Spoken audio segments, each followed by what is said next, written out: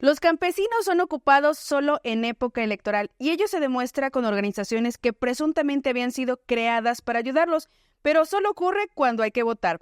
Al estilo de la Confederación de Trabajadores de México, CTM, la CNC fue concebida como una organización que vigila el cumplimiento de los acuerdos de la Revolución Mexicana, en concreto el reparto agrario. Sin embargo, se entregó al PRI en poco tiempo.